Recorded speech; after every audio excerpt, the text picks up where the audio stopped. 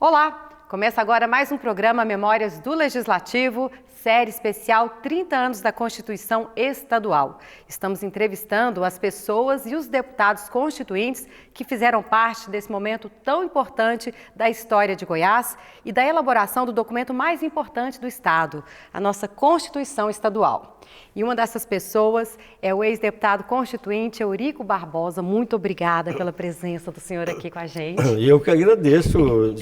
Me sinto muito honrado de estar aqui. Imagina, gente. Vamos sentar, bater um papo? Vamos ver. Vamos lá.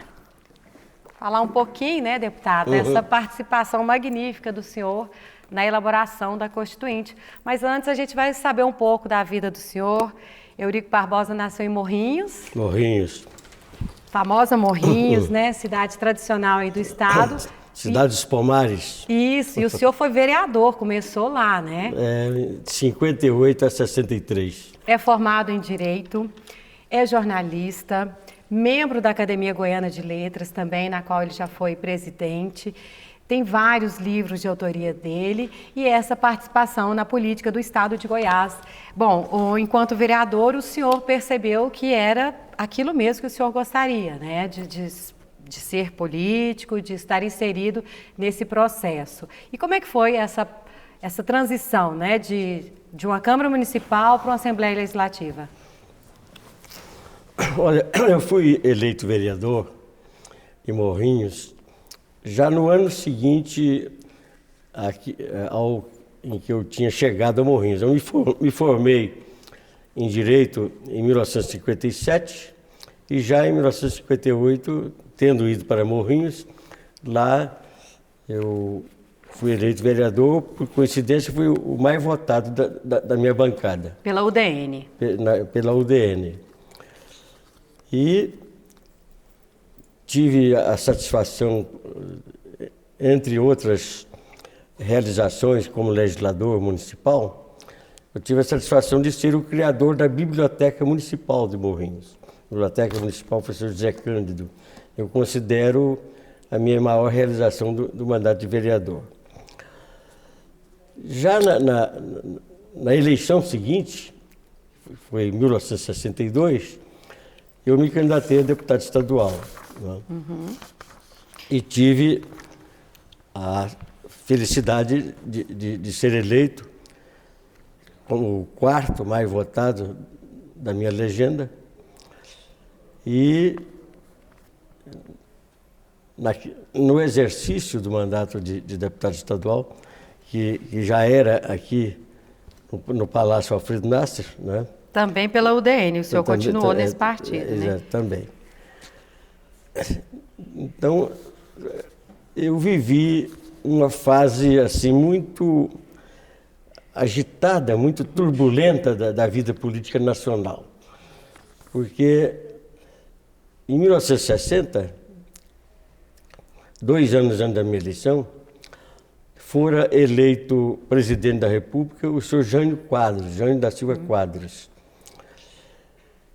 Uma eleição assim que causou uma repercussão extraordinária, porque ele era um político muito carismático, mas acontece que ele traiu o carisma dele renunciando à presidência da República. Aí, com a sua renúncia, teria que tomar posse na presidência o senhor João Belchior Marques Goulart, João Goulart.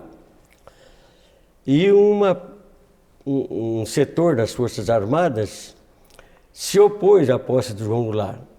Então, criou-se aquele ambiente conturbado. Exato, né? Conturbado, uma situação muito turbulenta. Não. Então, quando eu vim para a Assembleia, o quadro nacional era muito conturbado. Né? E não deixava, evidentemente, de repercutir no Estado, por quanto o governador do Estado era o senhor Mauro Borges Teixeira, que havia tomado posição a favor da posse do João Goulart, contrariando aqueles poderosos setores das Forças Armadas que se opuseram à posse do João Goulart. A posse do João Goulart só foi possível porque fizeram um acordo em que se substituiu o sistema presidencialista de governo pelo sistema parlamentarista. Né? Aconteceu que, na presidência, o senhor João Goulart realizou uma campanha para voltar ao sistema presidencialista.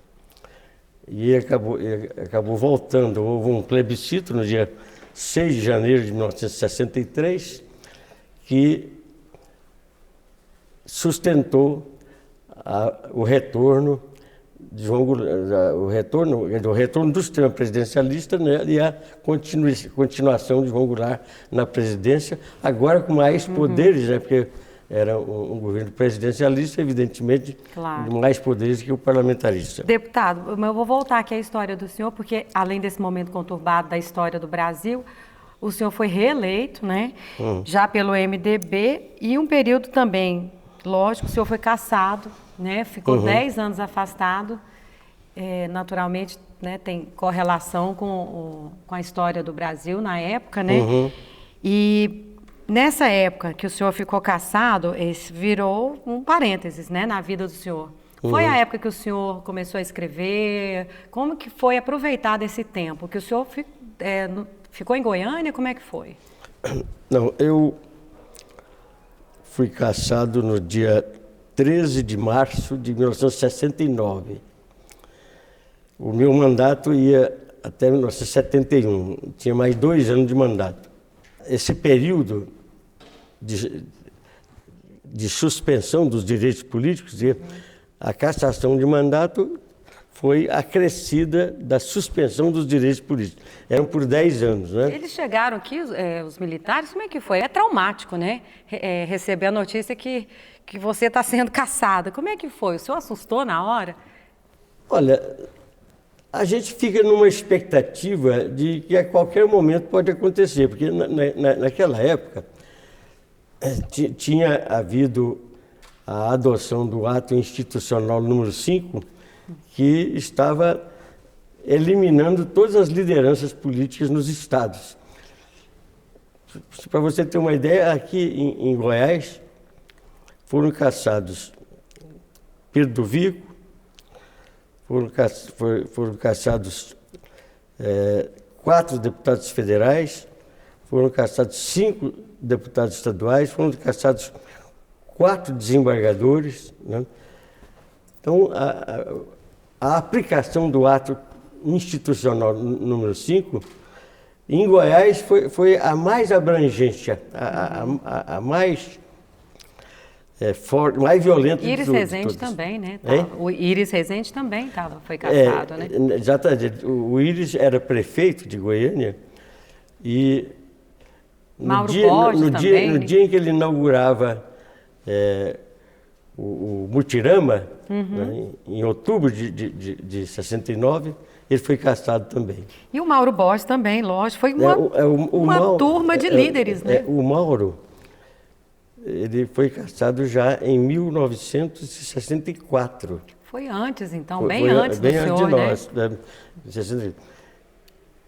Foi um processo muito violento, ameaças até de bombardeio de Goiânia. Ele foi cassado no dia 26 de novembro de 64, Mauro Borges. E nesse período o senhor ficou mais fechado ou não se conteve, continuou trabalhando, encontrando com os líderes ou não? Nesse período de suspensão? Porque vocês eram vigiados, né? Era o tempo todo vigiados. A suspensão me obrigou a ir para o interior do estado exercer a advocacia. Então eu primeiro tentei advocacia em Brasília, não tive bom resultado.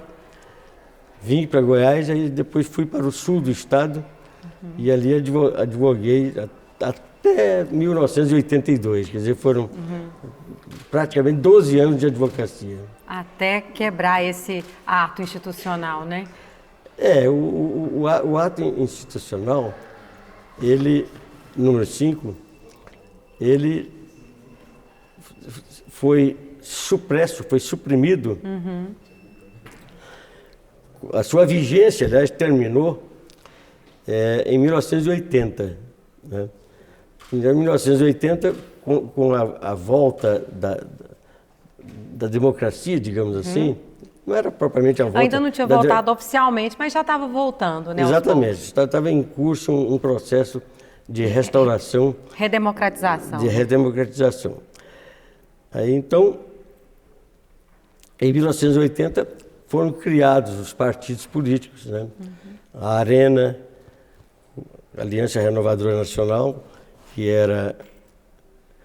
Aliás, estava cometendo um engano, né? Em 1980, aí já terminou o período da Arena, né? Foram criados os novos partidos, né?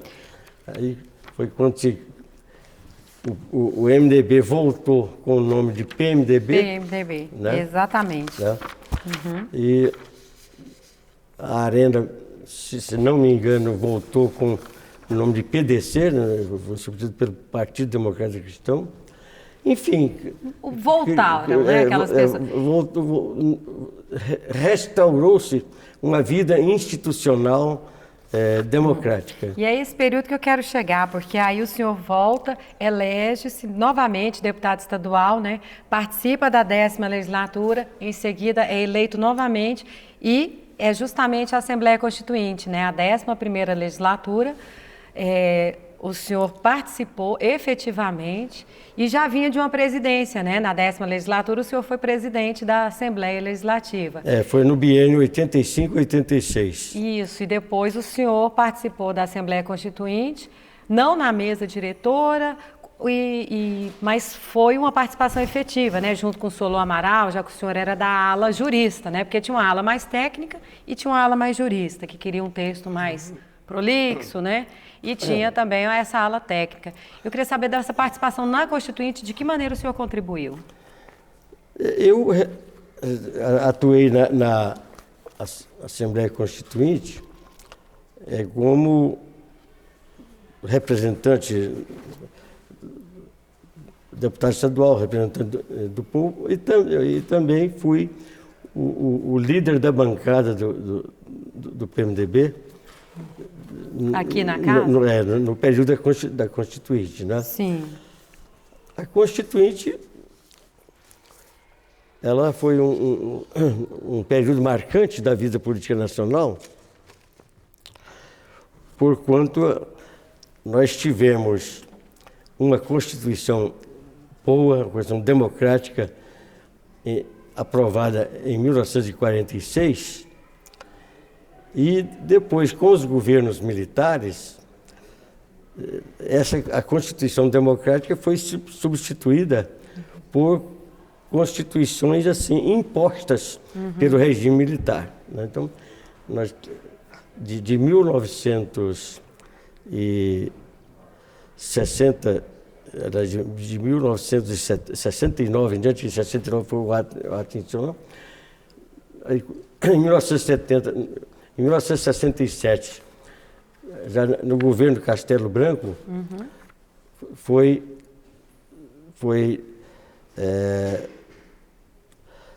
dada ao país uma Constituição que aproveitou muita coisa da anterior, mas que tinha princípios autoritários. Né? Sim. Autoritários. E aí veio essa da Constituinte Federal mais aberta.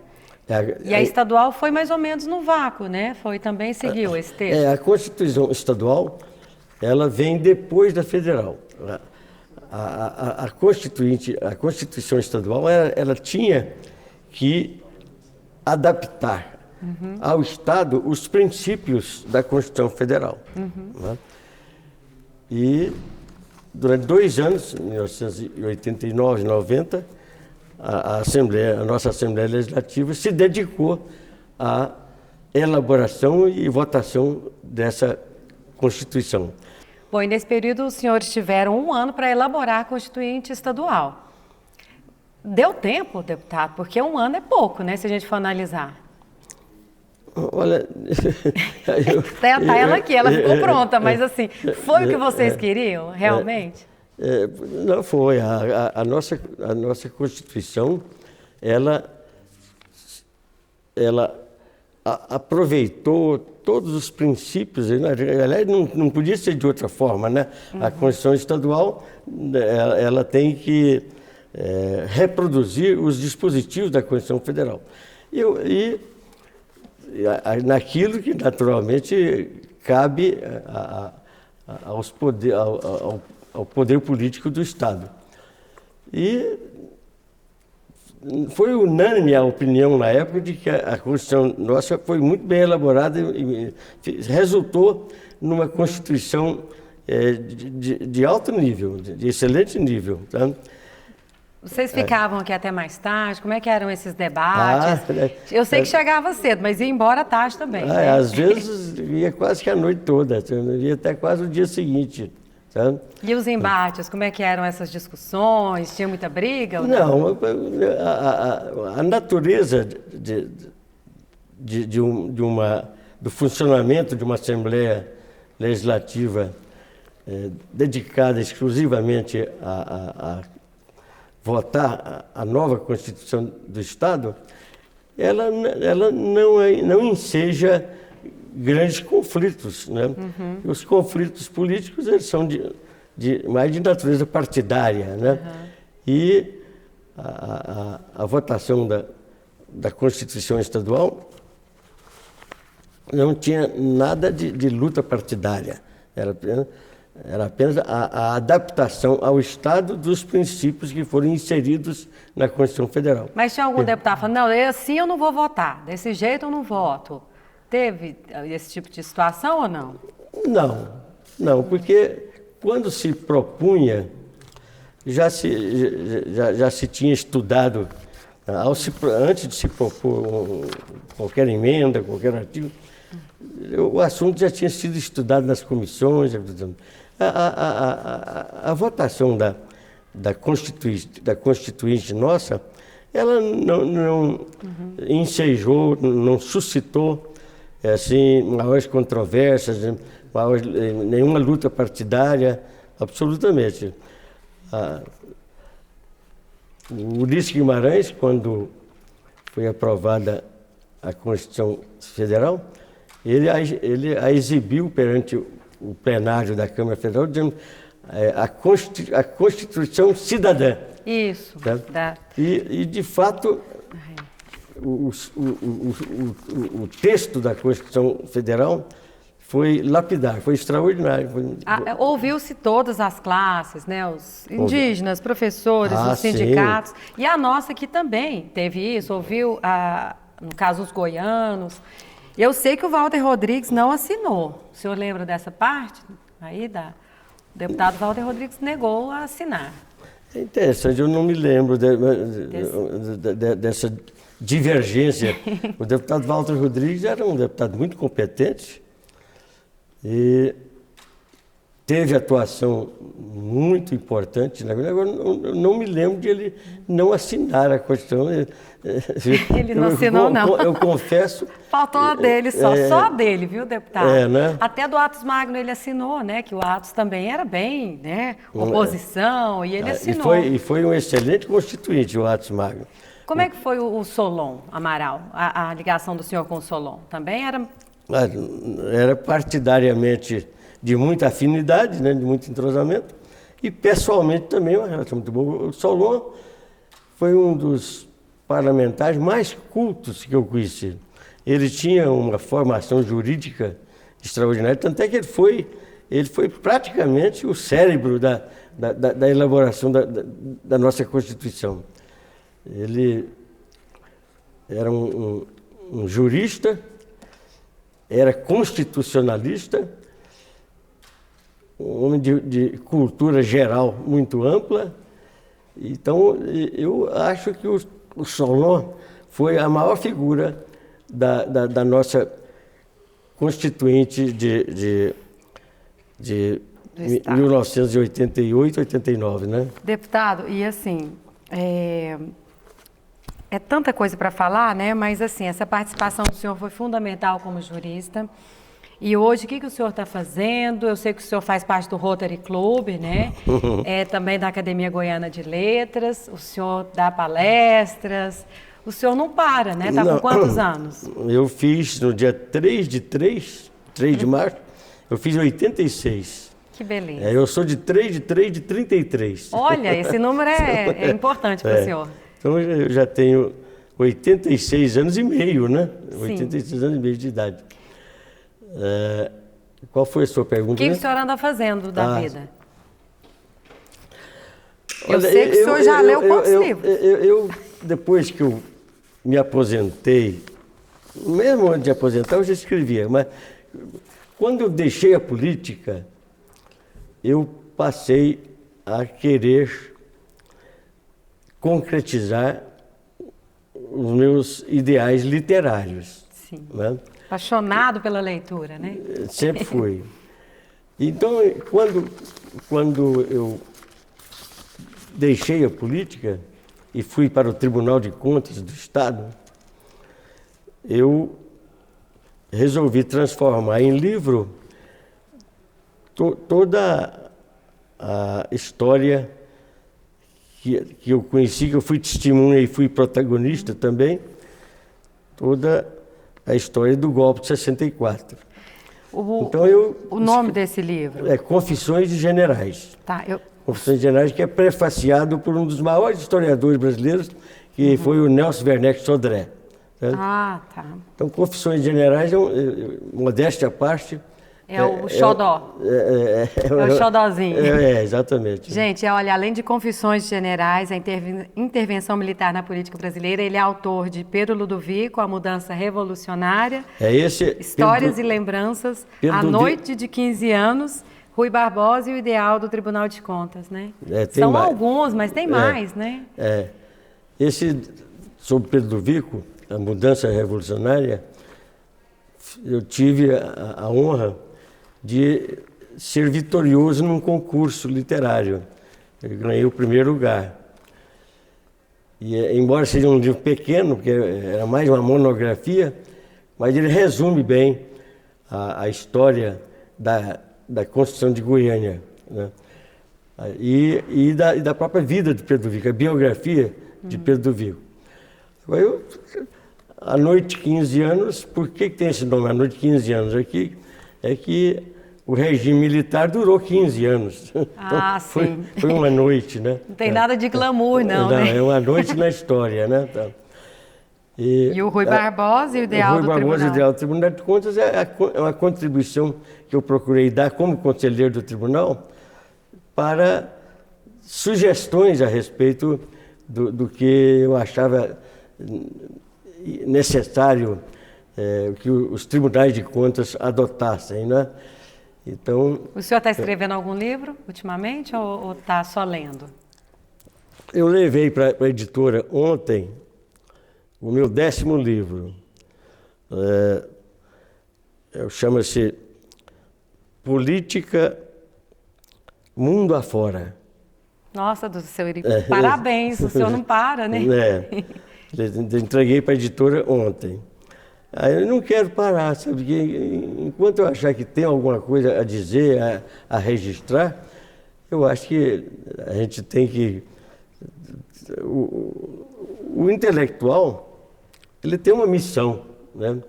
E essa missão é exatamente a de contribuir para a história, contribuir para a estrutura jurídica, né? Contribuir para o aperfeiçoamento das instituições, contribuir para a ficção, né? Então, o intelectual tem essa obrigação. E, embora na pequena expressão, na minha pequena expressão intelectual, eu, enquanto vida eu tiver, energia eu tiver, eu estarei escrevendo e publicando. E é com essa frase que eu vou terminar o programa. Uma honra ter entrevistado o senhor é uma fonte literária, uma enciclopédia ambulante da história de Goiás. Muito obrigado. Muito obrigada. Eu que agradeço. Um prazer enorme. O prazer foi meu, muito grande. Bom, obrigada ao senhor e obrigada a você também que acompanhou a gente esse tempo todo nessa entrevista maravilhosa com o ex-deputado constituinte Eurico Barbosa, advogado, jornalista e escritor. Se você quiser ver esse programa novamente, só acessar nossas redes sociais. Tem também o canal 8 da NET e o 61.2. Até a próxima!